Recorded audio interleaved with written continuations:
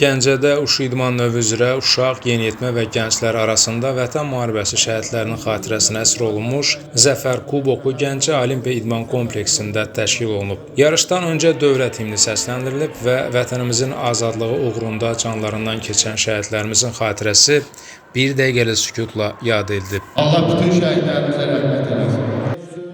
Turnirdə Gəncə Daşkəsən Regional Gənclər və İdman İdarəsinin rəisi Elvin Quliyev, Azərbaycan Döyüş Federasiyası Assosiasiyasının Qərb bölgəsinin sədri, fəxri bədən tərbiyəsi və idman işçisi, əməkdar məşqçi İlqar Aliyev, Azərbaycan Uşu Federasiyasının idarə heyətinin üzvləri Rəşad İsayev, gənclərdən ibarət yığma komandanın baş məşqçisi, 6 qat Avropa çempionu, prezident mükafatçısı, sonuncu İslam həmrəyliyi oyunlarının bürünc mükafatçısı Elçin Emin, beynəlxalq dərəcəli hakim, Qərb bölgəsi sədr müavini, yarışın baş katibi Fəxri Namazlı, digər idman xadimləri, qazilər və Vətən müharibəsi şəhidlərinin valideynləri iştirak edib. Turnirin rəsmi hissəsində Gəncə Daşkəsən Regional Gənclər və İdman İdarəsinin rəisi Elvin Quliyev çıxış edərək idmançıları salamlayıb.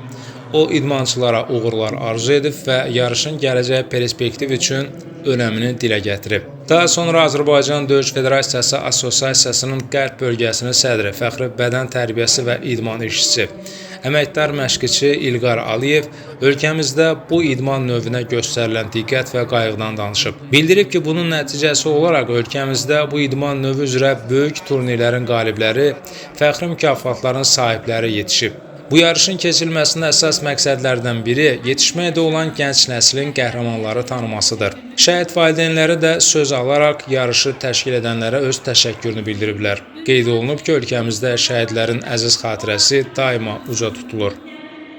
Gəncə şəhərində hər il olduğu kimi biz şəhidlərimizin xatirəsinə, Vətən müharibəsi şəhidlərimizin xatirəsinə yüksək səviyyədə Uşu üzrə Respublika turniri keçiririk. Keçirməkdə məqsədimiz budur ki, bizim yerindən qalxan uşaq, yeniyetmə gənclərimiz öz qəhrəmanlarını tanısınlar və onlara bənzəsinlər. Mən həmişə uşaqlara çatdırıram ki, birinci növbədə Allahı, ikinci növbədə vətəni, sonra ata-ananı sevmək lazımdır. Ona görə də vətənpərvər idmançılar yetişdirmək lazımdır ki, həmişə bizim vətəni başını uca eləsinlər. Bir də mən onu qeyd etmək istəyirəm ki, Uşu sanda idman növü gələn il gənclər arasında Olimpiya oyunları keçiriləcək. İnşallah 2032-ci ildən də Uşu sanda ilk dəfə olaraq Olimpiyada üzrə yarışlar keçiriləcək. Bu tədbiri təşkil edənlər, başda İlqar müəllim olmaqla, Fəxri Namazov olmaqla hər birinə özlərinin təşəkkürümü bildirirəm. Və biz şəhid analarını çox, ürəyimizi açırlar. Ona görə ki, bizim şəhid balalarımızı unutmur və unutturmurlar. Allah onların hər birindən razı olsun. Və mən çox fəxr edirəm ki, bizim güclü idmançılarımız var və bizim idmançılarımız bütün Azərbaycan yox, bütün dünyada bizim şəhidlərimizi və özləri də şəhidlərimizi də bütün dünyada tanıtdırırlar və tanıtdırarlar. Mən onların hər birinə özlərinin təşəkkürümü bildirirəm və o idmançıları, əziyyətini çəkən müəllimlərə də özlərinin təşəkkürümü bildirirəm. Digər çıxış edənlər də bu yarışın əhəmiyyətinə nəzər yetirib bildirilib ki, paytaxtla yanaşı digər bölgələrdə də Uşu idman növünün daha da inkişaf etdiyini qeyd ediblər. Bildirilib ki, paytaxtla yanaşı digər bölgələrdə də Uşu idman növü daha da inkişaf edib.